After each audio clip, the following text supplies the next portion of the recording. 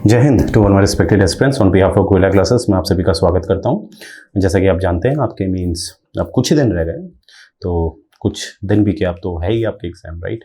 तो गोयला क्लासेस की तरफ से ये प्रयास किया जा रहा है कि कुछ भी टॉपिक आपका ना छूटे, और अगर आपने ऑलरेडी जो टॉपिक आपको दिया जा रहा है रिवाइज किया है तो वेल एंड गुड, और अगर कोई नया टॉपिक आपके समक्ष आ रहा है तो उसको भी आप फटाफट तैयार कर लीजिएगा, राइट।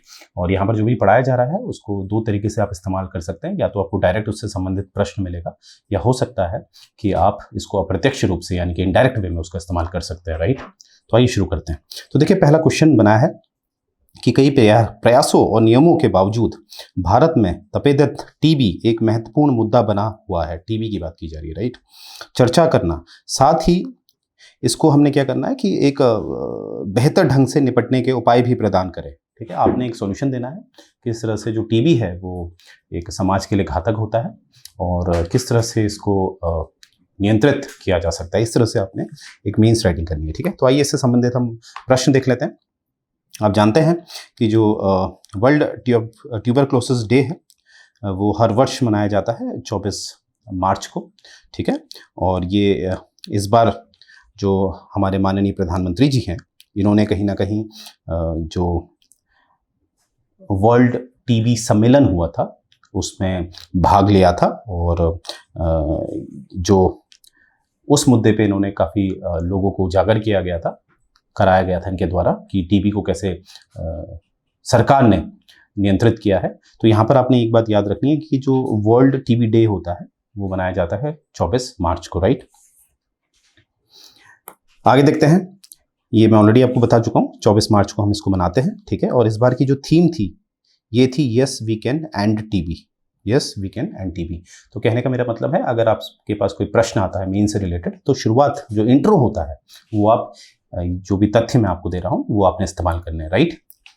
आगे देखते हैं।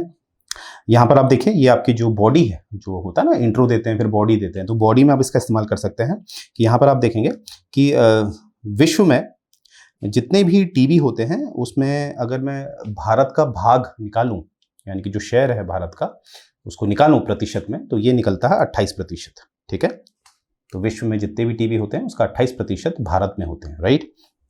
ये किसके हिसाब से? Global TB report 2022। तो देखिए, जब भी आप इस तरह का जो तथ्य है वो रखते हैं कि 28% है या 20% जो भी है, जैसे अभी के लिए 28% है, तो उससे संबंधित जो रिपोर्ट होती है वो अपने मीन्स में ज़रूर लिखें, क्योंकि वो एक तर्कपूर्ण उत्तर होता है आपका। अगर आप केवल ऐसे लिख के चले जाते हैं तो आपके मार्क्स ज़्यादा नहीं आते हैं। तो ये बात अपनी रिपोर्ट भी याद रखनी है। और यहीं पर हम अगर सरकार, जो भारत की सरकार है, उसका प्रयास देखें इसको नियंत्रण करने में, तो वो क्या हमें दिखता है? वो दिखता है एक निश्चय पोर्टल बनाया गया है। इसके हिसाब से हमें पता चलता है कि जो 2021 में भारत में जो टीबी के केसेस आए थे वो कितने आए थे? 3 लाख। अब देखिए, अभी आपको ये 2021 में 3 लाख केसेस सुन के लगता है कि अरे बाप रे, इतने केस आए थे। परंतु अगर मैं इसकी तुलना करता हूँ 2020 से, तो 2020 में ये थे 18.05 लाख केसेस।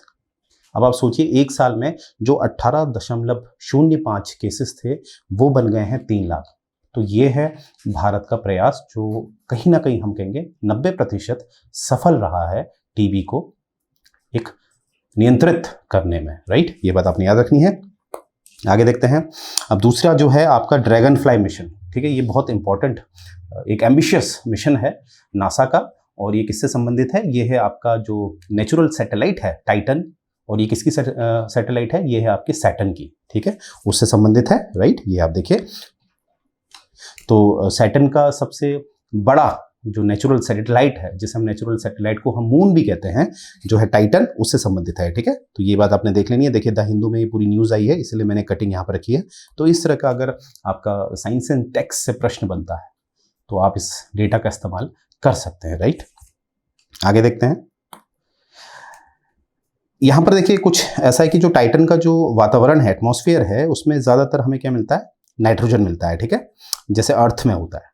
अर्थ में भी आप जानते हैं नाइट्रोजन अधिक मात्रा में है, परंतु यहाँ पर थोड़ा अंतर है कि अगर मैं एक टाइटन के वातावरण की तुलना एक भारत के वातावरण से करता हूँ, तो मुझे पता चलता है कि जो टाइटन का वातावरण है वो 4 गुना ज़्यादा घनत्व वाला है। किससे? अगर मैं तुलना करता हूँ भारत के वातावरण से, राइट।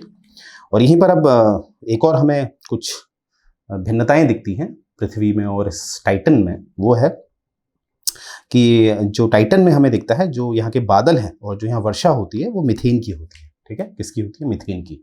तो देखिए, इस तरह का जो फैक्ट्स मैं आपको दे रहा हूँ आप अपने मीन्स राइटिंग में इस्तेमाल कर सकते हैं अगर कुछ ड्रैगन फ्लाई मिशन से संबंधित कोई आपको मीन्स पूछा जाता है, राइट। अब आगे देखते हैं, एक है आपका, यहाँ पर आप देख रहे होंगे जीएसटी एपेलेट ट्रिब्यूनल्स। ठीक है, तो यहाँ पर आप देखें, आप समझ चुके होंगे मैं किसकी बात कर रहा हूँ, जीएसटी की बात कर रहा हूँ, जो 2017 से लागू हो चुका है। और इसी से संबंधित जो आपका जीएसटी परिषद है, जो एक संवैधानिक परिषद है। ठीक है, देखिए, परिषद जो होते हैं बहुत कम संवैधानिक परिषद होते हैं, और वहीं पर जो जीएसटी है, जीएसटी परिषद जो है वो आपका एक संवैधानिक पद है। ठीक है, एक संवैधानिक परिषद है। अगर ये संवैधानिक परिषद है तो ये किस अनुच्छेद में है, तो आपको पता होना चाहिए, ये 279, ठीक है, यानी कि 279A फॉर एप्पल जो अनुच्छेद है वहां पर ये विराजमान है। कौन? जीएसटी परिषद। ये बात आपने याद रखनी है। तो यहां पर हम देखेंगे, और यहां पर आप देख रहे होंगे एपेलेट। एपेलेट मतलब होता है जो न्याय करता है, यानी कि संस्थान है जो न्याय देता है, उसे हम एपेलेट कहते हैं। और जो एपेलेंट होता है, एपेलेंट मतलब जो न्याय की गुहार लगा रहा है। तो एपेलेंट कौन है? जो न्याय की गुहार लगा रहा है। और एपेलेट कौन है? जो एक संस्थान होता है जो न्याय देता है। तो देखिए, जीएसटी से संबंधित काफी विवाद भी उत्पन्न होते हैं, क्योंकि जीएसटी ने कहीं ना कहीं जो एक संघीय जो ढांचा होता है उसके विरुद्ध काम किया है। क्योंकि कहीं ना कहीं हमें दिखता है कि संघीय ढांचे का मतलब होता है शक्तियों का वितरण होता है। इसी वजह से हमें जीएसटी से पहले दिखता था कि जो अप्रत्यक्ष कर है राज्य अपने स्तर पर लगाते थे, केंद्र अपने स्तर पर लगाता था, परंतु जीएसटी के माध्यम से ये जो संघीय संरचना है उसके विरुद्ध काम किया गया, यानी कि अब जो अप्रत्यक्ष कर हैं उनको एक कर दिया गया है। ठीक है, तो इसीलिए देखिए, एक बात हमेशा याद रखिएगा, जैसे अभी आपको लगेगा कि जो भी बात मैंने बोली ये कहीं ना कहीं जो जीएसटी को एक नकारात्मक भूमिका दे रही है, परंतु ऐसा नहीं है। देखिए, ऐसा है, जो मैंने बोला, जो संघीय जो ढांचा होता है वो राजनीतिक तौर पे कभी भी एक नहीं होना चाहिए, राजनीतिक तौर में वो अलग होना चाहिए। परंतु बात अगर आर्थिक की है तो आर्थिक में अगर से एक भी किया जा रहा है तो वो कहीं ना कहीं नकारात्मक होते हुए भी सकारात्मक होता है। तो यहाँ पर हम जीएसटी काउंसिल को किससे जोड़ते हैं? राजनीतिक से नहीं जोड़ते हैं, राजनीति से नहीं जोड़ते हैं, किससे जोड़ते हैं? आर्थिक से। तो आर्थिक में अगर एकीकरण किया जा रहा है तो ये गलत नहीं हो सकता, राइट। तो यहाँ पर हम देखेंगे कि एक न्यूज़ में ये था कि जो जीएसटी जो परिषद है, ठीक है, जीएसटी जो आपका टैक्स है, ये अप्रत्यक्ष कर जो है, इसमें जो एक जो ट्रिब्यूनल्स जोड़ी गई हैं, ट्रिब्यूनल्स मतलब जीएसटी से संबंधित कोई भी विवाद होगा तो इसी ट्रिब्यूनल में ये आएगा। ठीक है, और यही देखेगा। इसमें कहीं ना कहीं कुछ परिवर्तन के लिए एक विधेयक लाया जा रहा है लोकसभा में। ठीक है, अब यहाँ पर हम देखेंगे जीएसटी जो एपेलेट ट्रिब्यूनल है, इसको जो अध्यक्षता इसके करेंगे वो कौन करेंगे? सुप्रीम कोर्ट के जो रिटायर्ड जज होते हैं, ठीक है, या जो हाई कोर्ट के रिटायर्ड चीफ जस्टिस होते हैं। ठीक है, तो ये बात आपने याद रखनी है। जो भी इसकी अध्यक्षता करेगा या तो वो सुप्रीम कोर्ट का न्यायाधीश होगा, मैंने मुख्य न्यायाधीश नहीं बोला है। ठीक है, सुप्रीम कोर्ट के लिए मैंने केवल क्या बोला है? न्यायाधीश जो रिटायर्ड होगा, ठीक है, सेवानिवृत्त होगा। वैसे ही हाई कोर्ट के लिए मैंने न्यायाधीश नहीं बोला है, मुख्य न्यायाधीश बोला है। तो हाई कोर्ट के लिए मुख्य न्यायाधीश और उच्चतम न्यायालय के लिए न्यायाधीश। तो ये बात आपने याद रखनी है। होगा, मैंने होगा भी बोला है, होता है नहीं बोला है। ठीक है, क्योंकि ये प्रस्तावित है, प्रस्तावित है।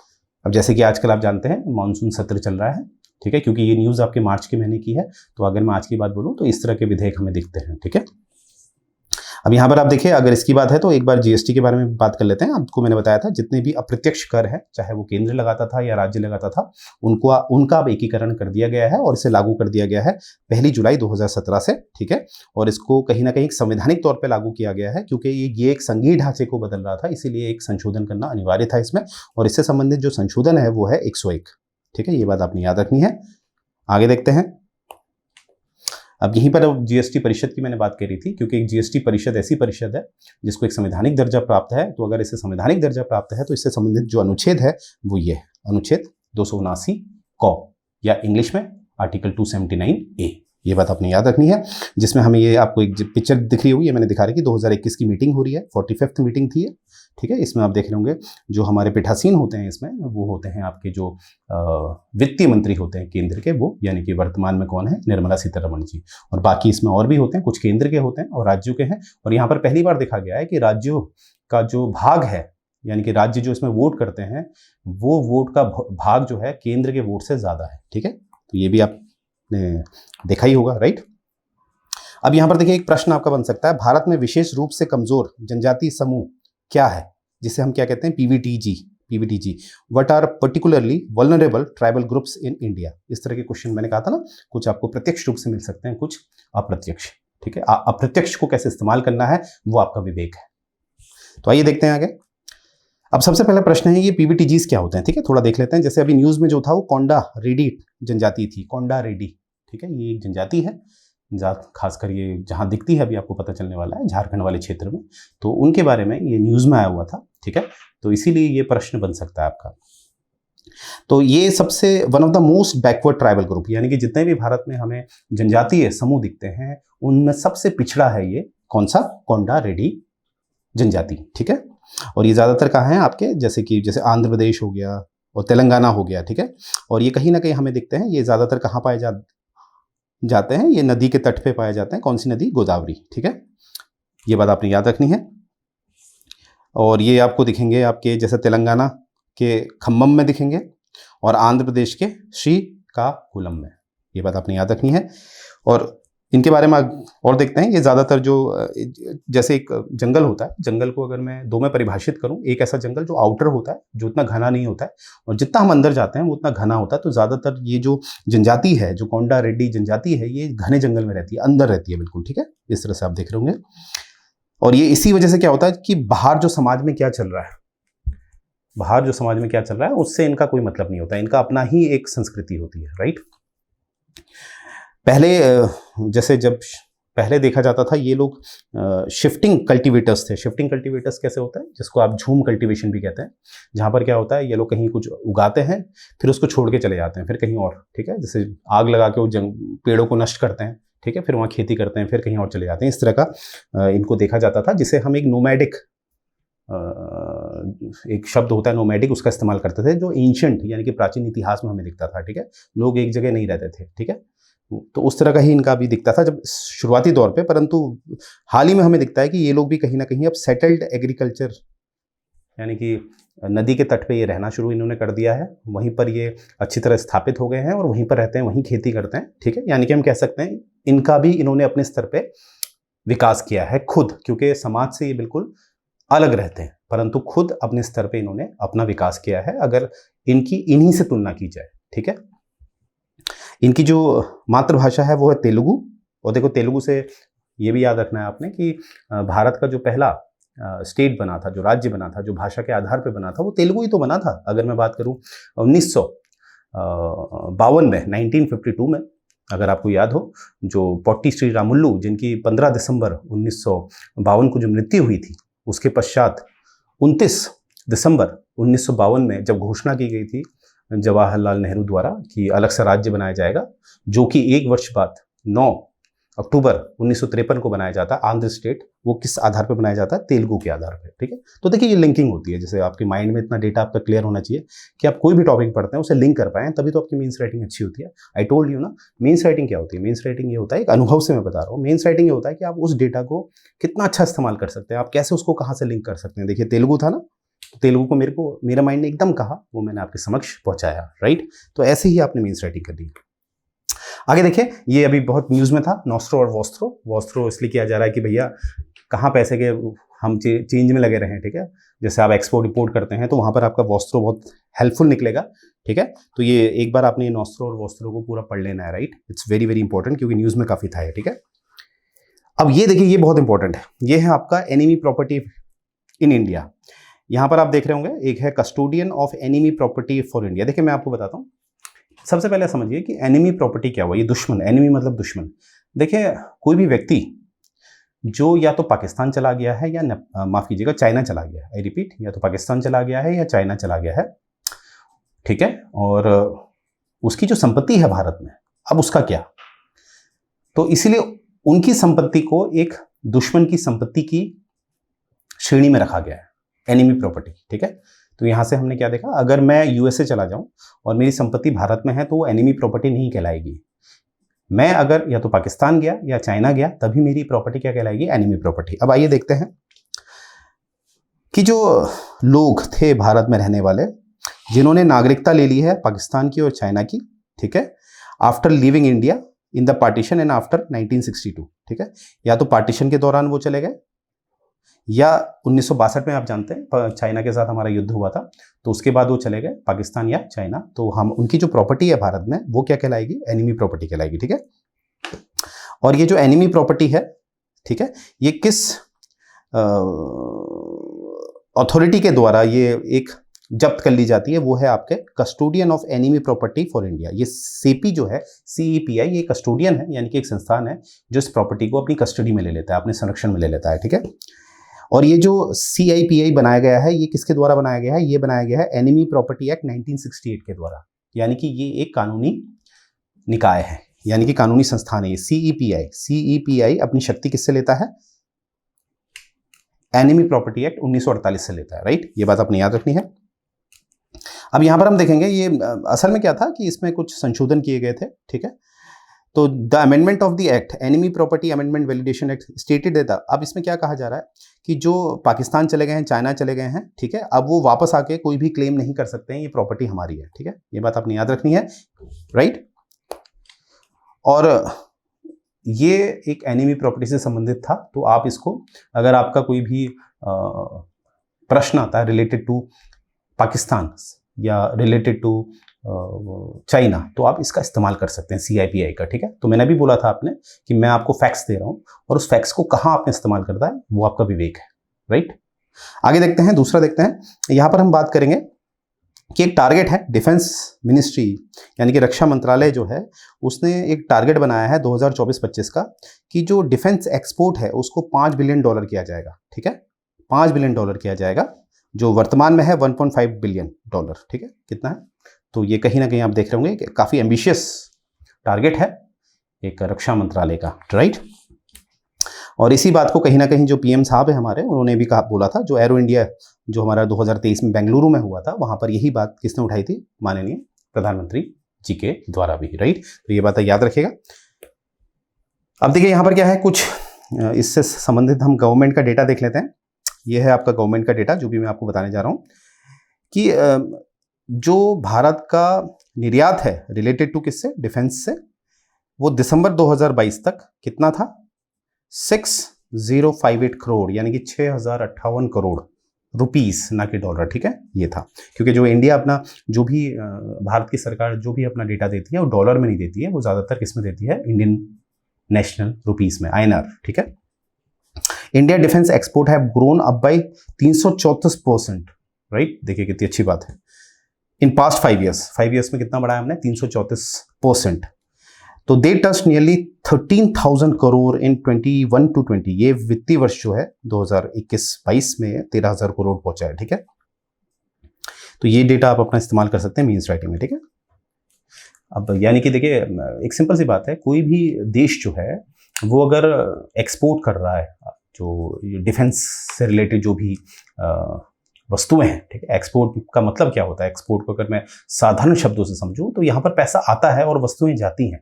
तो देखिए जो देश इतना अच्छा एक्सपोर्ट कर रहा है in the field of defence, तो हमें पता चल रहा है कि उसकी जो सुरक्षा है वो बहुत अच्छी है, अब अपने लेवल पर इतना सक्षम है कि वो अब क्या कर रहा है, हथियारों को क्या कर रहा है, बाहर भेज रहा है, और उसकी तकनीक इतनी बढ़िया है, ठीक है, कि लोग उसके हथियारों को ले रहे हैं। क्योंकि विश्व के स्तर पर देखा जाए तो इजराइल जैसा जो देश बैठा है, उसके होने के बावजूद भी भारत से इस तरह की मांग उठाई जा रही है, या भारत सोच रहा है कि मेरा जो टारगेट है वो इतना होना चाहिए, राइट। इजराइल की तुलना जरूर करनी है, तो यानी कि काफ़ी एम्बिशियस मिशन है भारत का, ठीक है। तो ये बहुत अच्छी बात है, ये देश के लिए बहुत अच्छी बात है। आगे हम देखेंगे जिसे हम काला बुखार कहते हैं, काला आजार, ठीक है। इससे भी संबंधित एक पूरा एक आर्टिकल आया था, और आप देख रहे हैं इसके एक सिम्टम ये है, इसमें आप देख रहे होंगे इस तरह से आपका जो एक स्टमक है, टमी है, वो काफ़ी बाहर आ जाता है, राइट। तो ये कुछ सिम्टम है इसके। आइए कुछ हम एक डॉक्यूमेंट, माफ़ कीजिएगा, गवर्नमेंट के कुछ इसके जो भी गवर्नमेंट ने बोला है वो हम देख लेते हैं। देखिए गवर्नमेंट कहती है कि जो काला आजार के जो केसेस हैं भारत में, वो कहीं ना कहीं 98.7% जो हैं, जो भी केसेस थे वो 98.7% गिरे हैं, ठीक है। कब, 2007 से लेकर 2022 के मध्य में, ठीक है। तो ये आप देख पा रहे होंगे। और ज़्यादातर ये जो स्प्रेड होते थे, ठीक है, यानी कि जो फैलते थे वो बिहार, उत्तर प्रदेश, झारखंड, वेस्ट बंगाल से फैलते थे।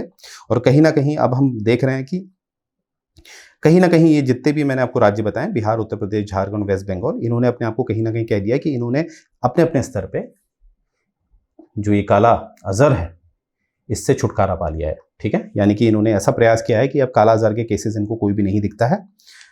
इनको जो यहाँ पर जो डिटेल है इनकी वो ये है कि 10,000 में से सिर्फ एक केस इनको मिलता है, ठीक है। इसको ना के बराबर भी मानते हैं। आगे देखते हैं, एक ब्लॉक है, ठीक है। ब्लॉक आप जानते हैं, अगर मैं प्रशासन की बात करूं तो प्रशासन को बेहतर करने के लिए हम ब्लॉक्स बनाते हैं, ब्लॉक्स के ऊपर जनपद होते हैं, राइट, फिर एक राज्य होता है। तो इस ब्लॉक की बात हो रही है। एक ब्लॉक है जो कहीं ना कहीं अभी भी जो इस काला आजार से ग्रस्त है, यानी कि प्रभावित है काफी बड़े पैमाने में, और ये जो ब्लॉक है इसका नाम है लिट्टीपारा, ठीक है, जो कहाँ है आपका पाकुर जनपद पे है, जो कि कहाँ है झारखंड, ठीक है। तो लिट्टीपारा पाकुर जनपद झारखंड में, ठीक है। तो यहाँ पर हमें दिखता है कि कहीं ना कहीं जो केसेस हैं वो आज भी हमें दिखते हैं। तो झारखंड ने कहीं ना कहीं इसमें अभी भी प्रयास करना है, राइट। बाकी जो पश्चिम बंगाल है, बिहार है, उन्होंने अपने आप को कहीं ना कहीं काफी सक्षम कर लिया है, राइट। अब देखिए, ये जो आपका काला आजार जो है एग्जैक्टली इसको हम कहते हैं विसरल लेशमानियासिस, राइट, या ब्लैक फीवर, ये मैंने आपको बताया था। ये जो लेशमानियासिस जो है, यानी कि जो काला आजार है, ये 3 में डिवाइडेड होता है, ठीक है। इसके 3 अलग अलग भागों में इसको विभाजित किया गया है। एक है आपका विसरल लेशमानियासिस, ठीक है, ये कहीं ना कहीं हमारे मल्टीपल ऑर्गन्स पे अटैक करता है, ठीक है, और इसमें कहीं ना कहीं जो most serious form of diseases होती हैं इस वाले में, ठीक है, यानी कि इसमें डेथ भी हो जाती है। नेक्स्ट है आपका कॉन्टेनियस लेशमानियासिस, ठीक है, ये कहीं ना कहीं हमारे जो स्किन को सोरनेस देता है, ठीक है, और ये ज़्यादातर कॉमन यही है। और लास्ट है आपका मुकोकुटेनियस लेशमानियासिस, ठीक है, ये भी कहीं ना कहीं स्किन पे ही इफेक्ट करता है, राइट। तो ये जो 3 है, ये आपने अगर आपको इस तरह की जो बीमारियां होती हैं भारत में, अगर वो आपसे बीमारियों के बारे में पूछे और भारत के राज्य कैसे काम कर रहे हैं, तो वहाँ पर आप ये डेटा इस्तेमाल कर सकते हैं और वेस्ट बंगाल, बिहार, इनकी कहीं ना कहीं तारीफ कर सकते हैं, राइट। आगे देखते हैं, और अगर कल आजार की हम अगर एक वैश्विक स्तर पे तुलना करें कि विश्व में जितना भी ये कल आजार होता है, ठीक है, तो ये भारत का उसमें कितना कंट्रीब्यूशन है, तो भारत का जो कंट्रीब्यूशन है वो 11.5% है, 11.5%, राइट, पूरा। भारत में जितने भी काला आजार के केसेस होते हैं उसमें से 90% जो केस हैं वो हमें कहाँ से मिलते हैं, वो बिहार से मिलता है और झारखंड से मिलता है, ठीक है, बिहार और झारखंड। पहले उत्तर प्रदेश और वेस्ट बंगाल भी था, परंतु उत्तर प्रदेश और वेस्ट बंगाल ने कहीं ना कहीं अपने आप को इस काला आजार से मुक्त कर लिया है, ठीक। मुक्त का मतलब होता है ना के बराबर होते हैं, ठीक है। मुक्त का मतलब ये नहीं है कि बिल्कुल जीरो हो गया है, मतलब ना के बराबर, जिसे हम नेग्लिजिबल बोलते हैं, ठीक है। परंतु जहां पर आपको पता होना चाहिए, जो 90% काला आजार के केसेस आ रहे हैं भारत में, ठीक है, वो 90% कहाँ से आ रहे हैं, बिहार और झारखंड से। तो यहाँ से देखिए कुछ डेटा आपको दिया है मैंने, तो वो आपके जरूर काम आएगा मेंस में, राइट। तो आइए बात करते हैं। यहाँ पर आप देख रहे होंगे कि गोयला क्लासेस में आपके लिए पॉलिटिकल साइंस है, हिस्ट्री है, इकोनॉमी है, ज्योग्राफी है, जो आपके ऑप्शनल में आता है, वो भी आप कोर्स ऑफर किया जा चुका है 2024 के लिए, राइट, यानी कि आपका कंप्लीट प्रिपरेशन कराई जाएगी। और अगर आप केवल ऑप्शनल पढ़ना चाहते हैं तो मात्र आपको 24,999 पे करने हैं, जिसमें आपको ये ऑप्शन प्रोवाइड किए जाएंगे। अभी 4 हैं, again I will say, political science, geography, economics और हिस्ट्री, राइट। और यहाँ पर आप देखेंगे अगर आप ऑप्शन नहीं पढ़ना चाहते हैं तो इसमें जो अदर देन ऑप्शन पूरा कोर्स जो आपको दिया जाएगा, ठीक है, even English and GS in bilingual, ये भी आपको पड़ेगा मात्र 24,999, राइट। और यहाँ पर आप देख रहे होंगे अगर आपको कंप्लीट पैकेज चाहिए, ठीक है, जिसमें आपका फाउंडेशन प्लस जो ऑप्शनल है वो आपको कितने का पड़ेगा, वो मात्र आपको 39,999 का पड़ेगा, जिसमें आपको पॉलिटिकल साइंस ऑप्शन मिलेगा, इकोनॉमी ऑप्शन मिलेगा, हिस्ट्री ऑप्शन मिलेगा, ज्योग्राफी ऑप्शन मिलेगा, राइट। तो ये बात आपने ध्यान रखनी है, जो मात्र आपको पड़ेगा 39,999। और ये कुछ अचीवमेंट है गोयला क्लासेस के, ये आप देख पा रहे होंगे, मयंक मुदगल जी और अकृति सिटी मैम, राइट। तो ये आज इनके IPS में सिलेक्शन हो चुका है। यहाँ पर आप देख रहे होंगे ये कुछ और अचीवमेंट हमारे, और ये टेलीग्राम चैनल है, ठीक है, आपने इसे ज्वाइन करना है और अपनी तैयारी को बेहतर बनाना है, राइट। तो यहीं से मैं अपना लेक्चर एंड करने जा रहा हूँ। जय हिंद।